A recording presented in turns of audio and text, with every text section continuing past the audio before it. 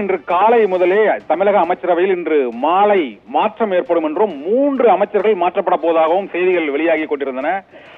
முதலமைச்சர் மு க ஸ்டாலின் அமெரிக்கா செல்வதை ஒட்டி 27ஆம் தேதிக்கு முன்பாக இந்த அமைச்சரவை மாற்றம் நடைபெறும் என்ற செய்தி வெளியான சூழ்நிலையில் இன்று பேரிடர் முன்னெச்சரிக்கை மையம் திறப்பு விழாவில் முதலமைச்சர் அதற்கு மறுப்பு தெரிவித்திருக்கிறார்.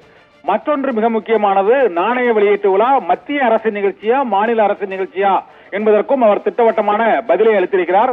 முதலில் அமைச்சரவை மாற்றம் தொடர்பாக எனக்கு எந்த செய்தியும் வரவே இல்லை என்று அவர் கூறியிருக்கிறார். இதனால் தமிழக அமைச்சரவையில் இப்போதைக்கு மாற்றம் இல்லை என்பது முதலமைச்சர் ஸ்டாலின் அளித்த பேட்டியின் மூலமாக உறுதிப்படுத்தப்பட்டிருக்கிறது.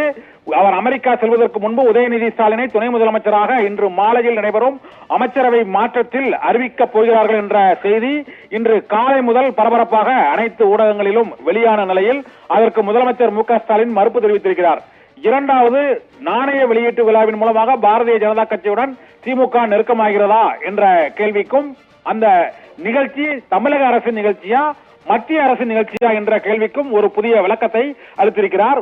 மத்திய அரசின் நிகழ்ச்சி தான் அது, ஆனால் தமிழக அரசு நடத்தியது என்று கூறியிருக்கிறார்.